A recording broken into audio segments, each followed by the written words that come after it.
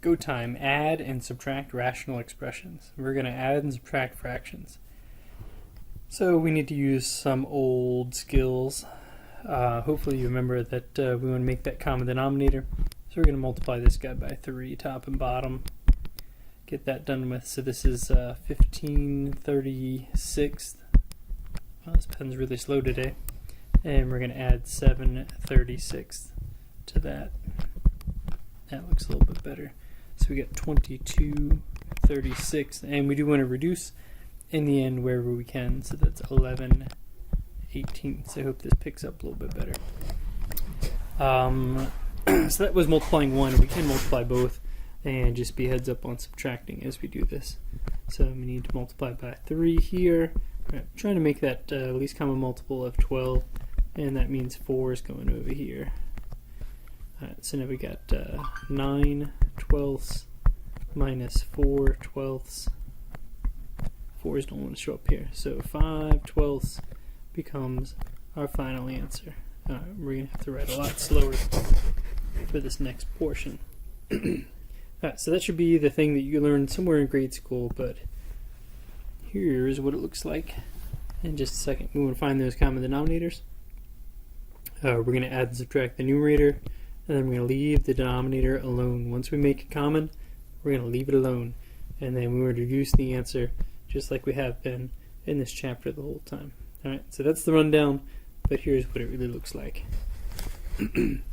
Alright, we already have a common denominator, 3y and 3y, so this just simply becomes 11 over 3y. That's to make sure, like, if you already have a common denominator, don't mess it. So we got 3x plus 1x, so we have 4x over top of x minus 2. These were already in common. See how easy this is? Yeah, right. It's going to get a lot harder, isn't it? Yeah. Okay, I don't know who that was, but thanks for your honesty. Alright, so this time we are going to subtract. So we got 9x minus 3x. Well, that's 6x. And we have negative 3 minus 5 is negative 8. It's over top of 10x minus 4. Remember that little part about reducing in the end? Yeah, we have a GC up on top. That's 2. So we got 3x minus 4. And down here it's also 2. So we'll make it 5x minus 2. And then we'll cancel out our 2's. So that's what we're after. Next one we have, we're going to subtract one more time here. So 7 minus 4 is 3. So 3x. We have 5 minus 3 is 2. That'll be a positive 2. Alright, so let's take a look at this one and think, I wonder if this factors into 3x plus 2. Well, let's try 3x plus 2. And just take a guess. What would the other half of it have to be? It'd have to be x minus 1. Well, that gives me negative 1 in the middle. So here's my negative 3x. Here's 2x. Well, by George, I think we've got it. So it does work out to factor. So we have a lot of stuff that can go on. So that means our final answer. So final answer, 1 over x minus 1. Alright, so all of these we could still be talking about dealing with domain restrictions, but we're going to really focus on what we need to do to solve these. Alright, so let's get into having to actually make a common denominator, because that's what this is supposed to be about anyway. So I have 3 and I have y. Over here I just have y, so that means this one needs multiplied by 3. Whatever you do to the bottom, you do to the top. Okay, so I'm going to use parentheses here so it makes more sense. So my denominator is eventually going to be 3y. At first I have 3x plus 6 plus 4x. So now I have 7x plus 6 over top of 3y. That's not too shabby, right? So that one just needed the coefficient, the numerical part. Alright, take a look at the second one. This is 5x and another x because it's squared, so I totally need another x over here. So now I have x squared in common. They both have that. So I'm going to use an x up here. Notice I left a little space because I'm definitely going to need a 5 over here as well. And over here I'm going to need a 2. Alright. That's just getting a little extra weird. So we're going to erase that. Even from my handwriting, that got a little bit weird. Alright, there we go. So, now we have a common denominator, right? 2 times 5 times x, so that's 10 x squared. And I'm going to be careful that this was subtracting. So I'm going to use this as a negative 5x as I distribute. So the first term I have to jump back and forth here, 6x. Then I have negative 5x times x, so minus 5x squared. And now negative 5x times negative 1, so plus 5x. So I have negative 5x squared plus 11x. Alright, that's fine and dandy, but we do have a GCF on the numerator. We have an x. You can take it out as negative if you want. This is kind of new, so I don't want to overwhelm you with all this factoring stuff just yet. 10x squared. So we're taking out that x simply so we can cross it out. Okay, so I'm going to get rid of this x, so I'm going to get rid of one of those x's. That's a plus sign. Keeps trying to fade away on me here. Right, so make sure, even though we saw it in the step before, we had x's all over the place up here. I can't really just cross them out until I finally take that x outside of those terms, right? We can reduce factors, so that means it has to be something multiplied, not terms. Alright, that's kind of the skinny. Everything else that we're going to show you is just some nuances and how they start to look a little bit harder. So this time we already have the 4 in common, so I need an x minus 2. And quite honestly, the last problem was more difficult than this one. All I'm going to do is point out in this one that if it's minus, I'm going to distribute that negative, which we just did in the last problem anyway. So now I have 7x plus 5. So notice I often want to finish up the numerator and eventually just write the denominator as is. So here I have 7x minus 3x, that's 4x. I got plus 11, and now I'm finally going to put it over top of 4 times x minus 2.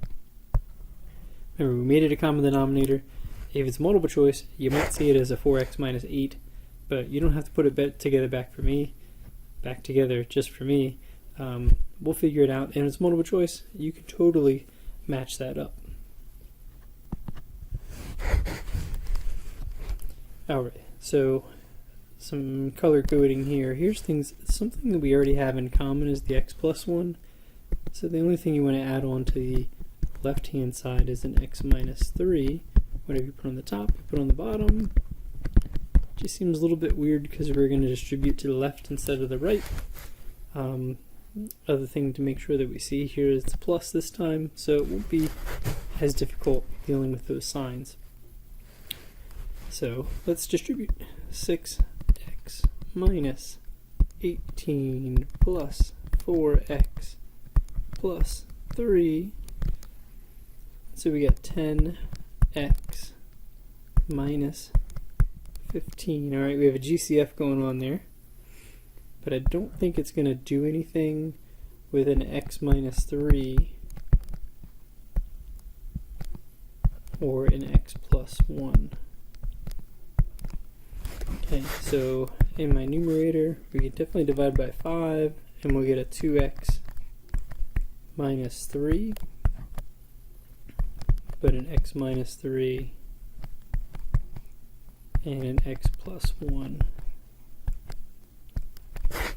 Alright, so that's not too shabby. Again, I just want to make sure I decompose different parts of this to make sure I'm not missing something that could be reduced. Alright, last two problems. You're doing a great job. We don't know if we have anything in common yet. I can see an x minus 9, so I really expect to get an x minus 9 over here. The factors of 9 that subtract to 8 are 9 and 1. Okay, so typically what I'll do is I'll underline things that are in common so I know not to do anything else with it. So what I need on the left is an x plus 1.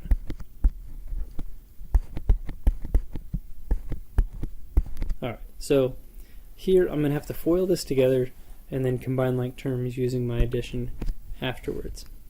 So we got x squared, we got 2x and 1x makes 3x, and then plus 2 plus x squared and minus 2. So I have an x squared plus an x squared, so we get 2x squared plus 3x. And that's going to be the whole thing because my plus 2 and my minus 2 cancel each other out. Why don't we do this while we're working at it and just say that this has a GCF of x and go with 2x plus 3. So that's our final numerator. Denominator has an x plus 1 and an x minus 9. Alright, so we're in pretty good shape. Nothing cancels out. So one more, and we'll break this guy apart. Alright, so the way it is, we really can't tell if there's anything in common at all. So we just want to factor everything out.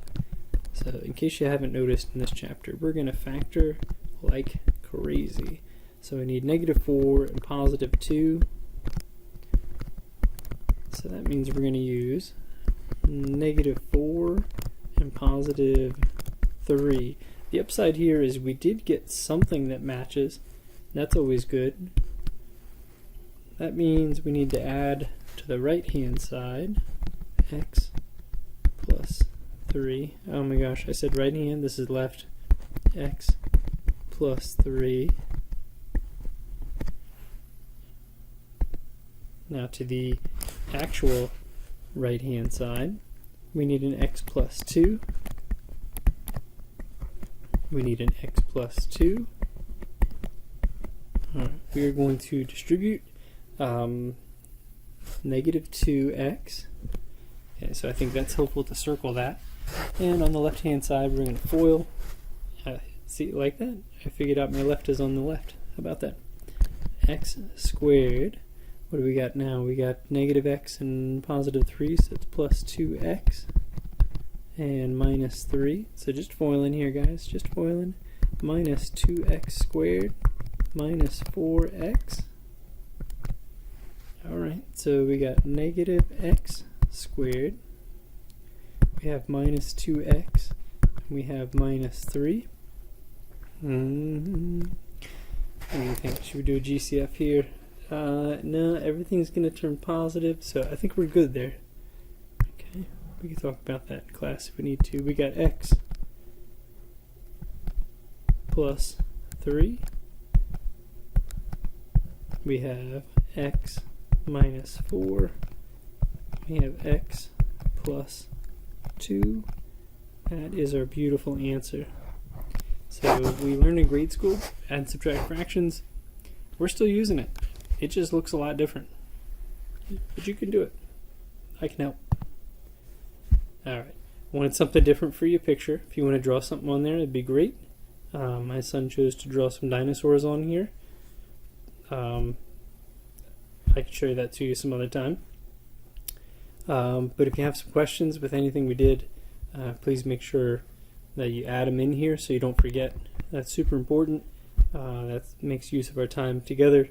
Or just drop in an email so I know I have a heads up